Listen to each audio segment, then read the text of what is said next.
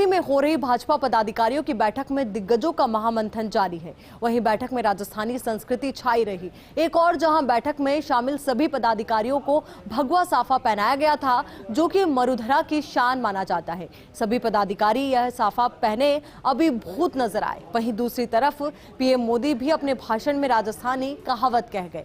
PM Modi ने कहा कि अंबर को तारो, हाथ से कोनी टूटे। वहीं पीएम मोदी ने राजस्थान के भाजपाई दिग्गजों का जिक्र भी किया।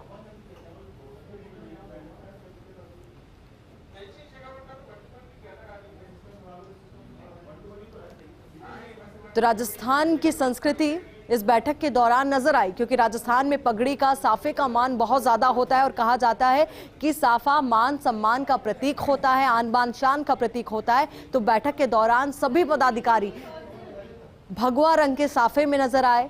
पूरे हॉल को बीजेपी के रंग में रंग दिया गया। राजस्थान में अक्सर एक कहावत कही जाती है, अंबर को तारो, हाथ से कोनी टूटे। यानी आसमान का तारा हाथ से नहीं टूटता है। साथियों, ये कहावत अपनी जगह पर सही है और इसलिए हमें ये भूलना नहीं है कि हमारा लक्ष्य आसमान जितना ऊंचा है, इतनी आसानी से नहीं मिलेगा, लेकिन मेहनत करेंगे तो उसे प्राप्त जरूर करेंगे।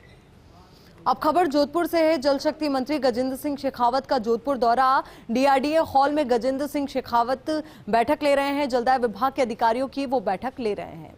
तो जोधपुर के दौरे पर वो हैं और इस दौरान बैठकों का दौर भी लगातार जारी है और इसी क्रम में डीआरडीए हॉल में गजेंद्र सिंह शेखावत बैठक ले रहे हैं। जलदाय विभाग के अधिकारियों की बैठक ले रहे हैं। तो जलदाय विभाग के अधिकारी यहां पर मौजूद है इस बैठक के दौरान।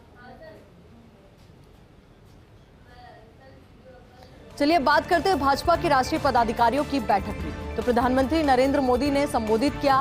कहा, देश की हर चुनौती को परास्त करना है, विजय संकल्प के साथ आगे बढ़ना है। देश की जनता ने 2014 में नया इतिहास लिखने का फैसला किया। भाजपा सरकार पर गरीब से गरीब का विश्वास है। देश में विकासवाद की राजनीति की स्थापना होनी है। कुछ राजनीतिक दल अपने स्वार्थ के लिए समाज की कमजोरी से खेलते हैं। देश की राजनीति को पूरी तरह विकास पर केंद्रित करना है। ज्यादा से ज्यादा लोगों को जोड़ना है भाजपा से। वंशवाद, परिवारवाद ने देश का भयंकर नुकसान किया है। परिवारवाद की राजनीति का देश की जनता नकार दे। तो परिवारवाद की राजनीति को देश की जनता नकार दे, ये संदेश प्रधानमंत्री नरेंद्र मोदी ने दिया है भाजपा के राष्ट्रीय पदाधिकारियों की बैठक के दौरान। उन्होंने संबोधन के दौरान कहा कि देश की हर चुनौती को परास्त करना है, विजय संकल्प के साथ आगे बढ़ना है। देश की जनता ने 2014 में नया इतिहास लिखने का फैसला किया। भाजपा सरकार पर गरीब से गरीब का विश्वास है। देश में विकासवाद की राजनीति की स्थापना होनी है। कुछ राजनीतिक दल अपने स्वार्थ के लिए समाज की कमजोरी से खेलते हैं। देश की राजनीति को पूरी तरह विकास पर केंद्रित करना है। ज्यादा से ज्यादा लोगों को जोड़ना है भाजपा से। वंशवाद, परिवारवाद ने देश का भयंकर नुकसान किया है। परिवारवाद की राजनीति को देश की जनता नकार दे। भाजपा के राष्ट्रीय पदाधिकारियों की बैठक राष्ट्रीय अध्यक्ष जेपी नड्डा ने संबोधित किया और कहा कि पीएम ने सेवा ही संगठन का मंत्र दिया। कोरोना काल में जनता को मदद पहुंचाने का मंत्र दिया। हमें पल पल प्रधानमंत्री नरेंद्र मोदी का मार्गदर्शन मिलता रहा है। आंतरिक संगठन तंत्र कैसे मजबूत हो, उस पर भी चर्चा की जाएगी। हमें हर चुनाव में सफलता मिली है। भारत की जनता का पीएम मोदी पर अटूट विश्वास है। राजस्थान देशभक्ति की भूमि है। इस वक्त हम आपको बता रहे हैं भाजपा के राष्ट्रीय पदाधिकारियों की बैठक के दौरान राष्ट्रीय अध्यक्ष जेपी नड्डा ने क्या कुछ कहा, या कहें कि उनके संबोधन के दौरान कौन कौन सी बातें बेहद महत्वपूर्ण रही और अहम रही। तो उन्होंने कहा कि पीएम ने सेवा ही संगठन का मंत्र दिया। कोरोना काल में जनता को मदद पहुंचाने का मंत्र दिया। हमें पल पल पीएम मोदी का मार्गदर्शन मिलता रहता है। आंतरिक संगठन तंत्र कैसे मजबूत हो, उस पर भी चर्चा की जाएगी। हमें हर चुनाव में सफलता मिली है। भारत की जनता का पीएम मोदी पर अटूट विश्वास है। राजस्थान देशभक्ति की भूमि है। अब बात करते हैं राज्यसभा में एंट्री को लेकर कांग्रेस में घमासान की। तो जानकार सूत्रों ने संकेत दिए हैं कि मुकुल वासनिक और जयराम रमेश को मिल सकता है मौका। जयराम रमेश राहुल गांधी के करीबियों में से एक हैं। वहीं गुलाम नबी आजाद, आनंद शर्मा को करना पड़ सकता है इंतजार। इधर भूपेंद्र सिंह हुड्डा की भी आलाकमान से बात बन गई है। हुड्डा को 2024 के लोकसभा चुनाव में अपना प्रभाव दिखाने का टास्क दिया है। तो राज्यसभा में एंट्री को लेकर कांग्रेस में घमासान लगातार जारी है कि कौन कौन होंगे जो राज्यसभा में एंट्री ले पाएंगे, तो वहीं कौन कौन होंगे जो एंट्री नहीं ले पाएंगे। तो जानकार सूत्रों ने संकेत दिए हैं कि मुकुल वासनिक और जयराम रमेश को मौका मिल सकता है। जयराम रमेश राहुल गांधी के करीबियों में से एक माने जाते हैं। वहीं गुलाम नबी आजाद, आनंद शर्मा को इंतजार करना पड़ सकता है। इधर भूपेंद्र सिंह हुड्डा की भी आलाकमान से बात बन गई है, तो ऐसे में हो सकता है कि उन्हें भी एंट्री मिल जाए। तो हुड्डा को 2024 के लोकसभा चुनाव में अपना प्रभाव दिखाने का टास्क भी दिया है। कांग्रेस में मंडल कांग्रेस के निर्माण की तैयारी। तो राज्य की कांग्रेस ने तैयारी शुरू की है। पूर्णकालिक कार्यकर्ता को दिया जाएगा ये पद। 400 ब्लॉक कांग्रेस कमेटियों में बनेगी मंडल कांग्रेस कमेटी। इनका कार्य होगा जिला और ब्लॉक के बीच सेतु का काम करना। बूथ स्तर तक कैडर को मजबूत करने पर रहेगा फोकस। मंडल कांग्रेस कमेटी में हर वर्ग की भागीदारी होगी। महिला, SC/ST के पद आरक्षित करने का प्रावधान है। अगले विधानसभा चुनाव से पहले कमेटी सक्रिय हो जाएगी। चिंतन शिविर में मंडल कांग्रेस कमेटी के नए प्रयोग पर मुहर लगी। तो चिंतन शिविर के दौरान कई प्रस्ताव आए। कई प्रस्तावों में से कई अहम प्रस्तावों पर मुहर भी लगी। तो ऐसे में एक और जो बात बेहद महत्वपूर्ण निकलकर सामने आई वो है कांग्रेस में मंडल कांग्रेस के निर्माण की तैयारी की। तो राज्य की कांग्रेस ने तैयारी शुरू कर दी है। पूर्णकालिक कार्यकर्ता को ये पद दिया जाएगा। 400 ब्लॉक कांग्रेस कमेटियों में बनेगी मंडल कांग्रेस कमेटी। इनका कार्य क्या होगा? इनका कार्य होगा जिला और ब्लॉक के बीच सेतु का काम करना। बूथ स्तर तक कैडर को मजबूत करने पर फोकस रहेगा। मंडल कांग्रेस कमेटी में हर वर्ग की भागीदारी होगी।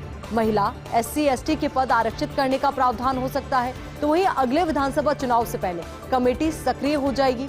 चिंतन शिविर में मंडल कांग्रेस कमेटी के नए प्रयोग पर मुहर लगी।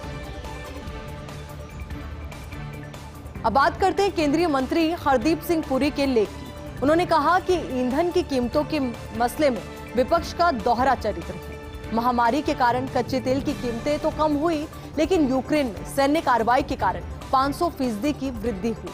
फिर भी राज्य सरकारों को दी जाने वाली वित्तीय मदद जारी रखी गई है। इन कारकों से भारत सरकार पर बोझ काफी बढ़ गया है।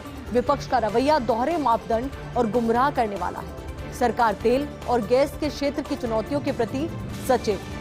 केंद्रीय मंत्री हरदीप सिंह पुरी के लेख के बारे में इस वक्त आपको बता रहे हैं। उन्होंने इस लेख के जरिए कहा है कि ईंधन की कीमतों के मसले में विपक्ष का दोहरा चरित्र है। महामारी के कारण कच्चे तेल की कीमतें तो कम हो गई, लेकिन यूक्रेन में सैन्य कार्रवाई के कारण 500% तक दामों में वृद्धि हुई है। फिर भी राज्य सरकारों को दी जाने वाली वित्तीय मदद जारी रखी गई है। इन कारकों से भारत सरकार पर बोझ काफी बढ़ गया है। विपक्ष का रवैया दोहरे मापदंड और गुमराह करने वाला है। सरकार तेल और गैस के क्षेत्र की चुनौतियों के प्रति सचेत है। गेहूं के प्रतिबंध पर भारत का रुख स्पष्ट है। विदेश राज्य मंत्री मुरलीधर ने स्पष्ट किया है। यूएनओ की मीटिंग में गेहूं के निर्यात पर प्रतिबंध को सही ठहराया गया। कहा, गेहूं के निर्यात पर प्रतिबंध अमीर देशों की जमाखोरी रोकने के लिए है। कोविड-19 के समय भी अमीर देशों ने वैक्सीन की भारी जमाखोरी की थी। तब अमीर देशों के पास आवश्यकता से अधिक वैक्सीन थी, जबकि गरीब देशों को शुरुआती डोज भी नहीं लगी थी। इस बैठक की अध्यक्षता कर रहे थे अमेरिका के विदेश मंत्री एंटनी ब्लिंकन। गेहूं के प्रतिबंध पर भारत ने अपना रुख स्पष्ट किया है। विदेश राज्य मंत्री मुरलीधर ने अपना रुख स्पष्ट करते हुए कहा है कि यूएनओ की जो मीटिंग हो रही थी उस दौरान की गेहूं के निर्यात पर प्रतिबंध को सही ठहराया है, और ये भी कहा कि गेहूं के निर्यात पर प्रतिबंध अमीर देशों की जमाखोरी रोकने के लिए है। कोविड-19 के समय भी अमीर देशों ने वैक्सीन की भारी जमाखोरी की थी।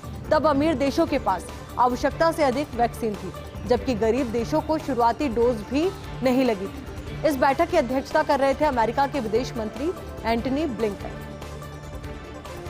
ब्रेक के बाद एक बार फिर से आपका स्वागत है। अब बात करते हैं राज ठाकरे के अयोध्या दौरे की। तो राज ठाकरे का अयोध्या दौरा स्थगित हो गया है। 5 जून को अयोध्या जाने का उनका कार्यक्रम था। रामलला के दर्शन करने अयोध्या जा रहे थे राज ठाकरे। स्वास्थ्य कारणों से अयोध्या नहीं जा रहे हैं राज ठाकरे। ऑपरेशन के बाद ठीक होकर अयोध्या जाएंगे राज ठाकरे। बीजेपी सांसद बृजभूषण सिंह ने किया था विरोध। कहा था अयोध्या में घुसने नहीं दूंगा, उत्तर भारतीयों से माफी मांगे तभी प्रवेश संभव है। तो राज ठाकरे का अयोध्या दौरा था। हालांकि अब राज ठाकरे का अयोध्या दौरा स्थगित हो चुका है। 5 जून को अयोध्या जाने का उनका तय कार्यक्रम था। रामलला के दर्शन करने अयोध्या जा रहे थे राज ठाकरे। स्वास्थ्य कारणों से अयोध्या नहीं जा रहे हैं अब राज ठाकरे। ऑपरेशन के बाद ठीक होकर अयोध्या वो जाएंगे। बीजेपी सांसद बृजभूषण सिंह ने उनका विरोध भी किया था और कहा था कि अयोध्या में घुसने नहीं दूंगा, उत्तर भारतीयों से माफी मांगे तभी प्रवेश संभव है। भारत के 5G की तरफ बढ़ते कदम। देश में पहली बार 5G कॉल का IIT मद्रास में हुआ सफल परीक्षण। केंद्रीय सूचना प्रौद्योगिकी और संचार मंत्री अश्विनी वैष्णव ने कहा, 4G और 5G नेटवर्क पीएम के आत्मनिर्भर भारत के संकल्प को सिद्ध करने का प्रयास है। सितंबर-अक्टूबर तक भारत का खुद का 5G इंफ्रास्ट्रक्चर तैयार हो जाएगा। तो एक बेहद सुखद संकेत मिले हैं। जिस तरीके से भारत लगातार आगे बढ़ता जा रहा है, तो एक और बड़ा कदम भारत के विकास की ओर, क्योंकि भारत के 5G की तरफ ये बढ़ते कदम है। देश में पहली बार 5G कॉल का IIT मद्रास में सफल परीक्षण हुआ है। दिखे भले ही कड़क, लेकिन बेहद व्यवहारिक, सरल और जमीनी। कुछ ऐसे ही हैं BL संतोष। RSS से आकर बीजेपी में संभाल रहे हैं संगठन महामंत्री का दायित्व। राष्ट्रीय पदाधिकारी बैठक में उनका अंदाज सबसे अलग। खाटी कर्नाटक शैली की धोती पहने आते हैं, अलग ही नजर।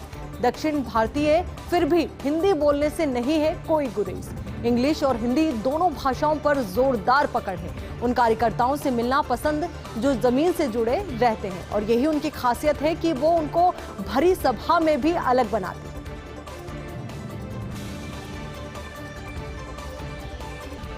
प्रदेश में गर्मी परवान पर। सभी जिलों में तापमान बढ़ा 2 से 4 डिग्री तक।